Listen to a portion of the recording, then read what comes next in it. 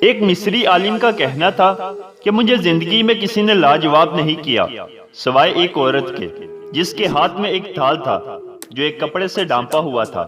میں نے اس سے پوچھا تھال میں کیا چیز ہے؟ وہ بولی اگر یہ بتانا ہوتا تو پھر ڈھانپنے کی کیا ضرورت تھی، بس اس نے مجھے شرمندہ کر ڈالا۔ یہ ایک دن کا حکیمانہ قول نہیں بلکہ ساری زندگی کی دانائی کی بات ہے۔ کوئی بھی چیز چھپی ہو تو اس کے انکشاف کی کوشش نہ کرو۔ کسی بھی شخص کا دوسرا چہرہ تلاش کرنے کی کوشش نہ کریں ہمیں آپ کو یقین ہو کہ وہ برا ہے۔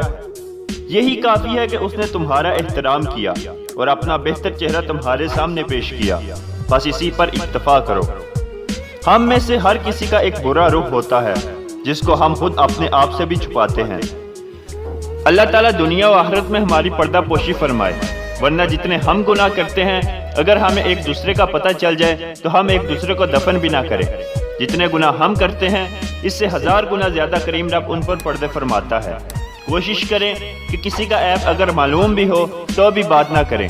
اگر آپ کی وجہ سے اسے شرمندگی ہوئی تو کل قیامت کے دن اللہ پوچھ لے گا کہ جب میں اپنے بندے کی پردہ پوشی کرتا ہوں تو تم نے کیوں پردہ فاش کیا؟ سدا خوش رہیں اور خوشیاں بانٹیں۔ جزاک اللہ خیرا۔